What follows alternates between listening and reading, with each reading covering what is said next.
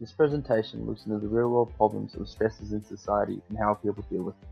The question will answer, how does outdoor education develop resilience towards stress in everyday life, and does it have an effect on achievement motivation? In today's society, many people have high-octane lifestyles that include intensive, competitive jobs, time-consuming home lives, and busy social lives. This all results in a rather stressful lifestyle that can sometimes overcome them. Additionally, the need to study to be successful in some lines of work make adolescence and early adulthood intense, as people try to manage professional and personal stresses at the same time.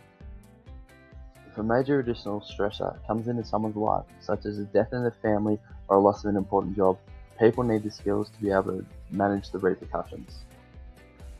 And for a lot of people they can't, exemplified in the staggeringly high rates of anxiety, depression, and consequential suicide attempts in young adults. The problem being, they lack the necessary mental resilience to deal with adversity. An important method to counteract this is to have high resilience levels. There are multiple definitions for resilience. A common definition is the ability to bend but not break, bounce back, and perhaps even grow in the face of adverse lifestyle. The American Psychological Association defined resilience as the process of adapting well in the face of adversity, trauma, tragedy, threats, or even significant sources of stress. Developing resilience is like working a muscle. The more you use resilience, the greater it will be. Now, common sense comes into play here. Who would want to put themselves in directly stressful situations? Very few people, right? The answer is not to put yourself in uncontrollable situations, but rather controlled, stressful situations. A longitudinal survey looked to identify the impact of outdoor education on resilience levels. They found that high levels of resilience was associated with better strategies in which to manage stress, and a great way to develop these strategies was to take part in outdoor education. The program was based around the stress inoculation model.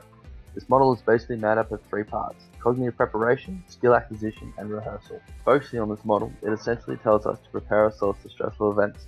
To do this, we need to be mindfully aware of what is needed to succeed, and to rehearse that multiple times. This is where outdoor education is an ideal platform. It allows participants to take part in those stressful situations. So what's the take-home message?